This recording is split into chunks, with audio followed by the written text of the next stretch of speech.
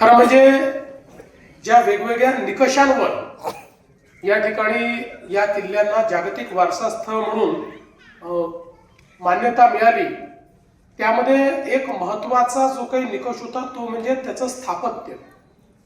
ज्या पद्धतीनं या ठिकाणी पश्चिमी घाटामध्ये, डोंगरांमध्ये, दऱ्यांमध्ये, जंगलामध्ये, समुद्र किनाऱ्यावर अशा सगळ्या ठिकाणी अतिशय अप्रतिम अशा प्रकारच्या स्थापत्य कलेचा उपयोग करत इथनं प्रशासनाकरता अतिशय उत्तम अशा प्रकारची व्यवस्था करता येईल.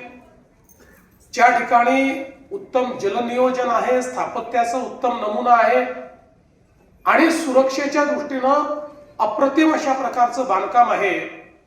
म्हणजे ज्यावेळेस या सगळ्या किल्ल्यांचं वर्णन त्यांच्यासमोर झालं, त्याचं प्रेझेंटेशन झालं, त्यावेळी माचीची जी पद्धत आहे ती पद्धत तिथल्या वेगवेगळ्या देशांना ही त्याचं वेगळेपण जाणवलं.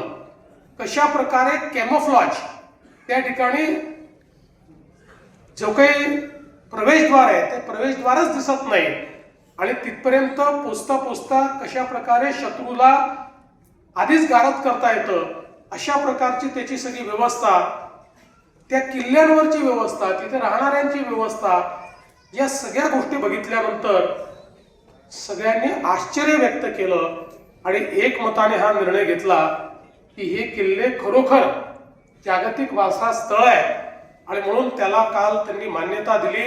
आणि आता आपल्या शिवरायांचा इतिहास, आपल्या मराठा साम्राज्याचा इतिहास, आपल्या हिंदवी स्वराज्याचा इतिहास हा जागतिक झालेला आहे आणि आता युनेस्कोच्या वेबसाईटवर तो उपलब्ध असणार आहे.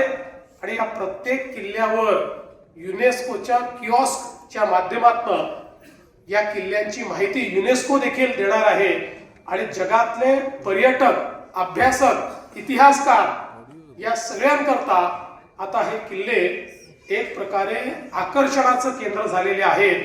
आणि म्हणून मला असं वाटतं की खूप महत्वाचं आहे. आणि अशा काल निर्णय झाला आणि आज या पुण्यभूमीमध्ये मला येण्याची संधी मिळाली, कारण छत्रपतींचा इतिहास आणि पुणे या दोघांना कधीच वेगळं करता येत नाही. आणि म्हणून ही छत्रपतींची भूमी, या भूमीत येण्याची संधी मला मिळाली, ही खरोखर मला अतिशय या गोष्टीचा आनंद आहे.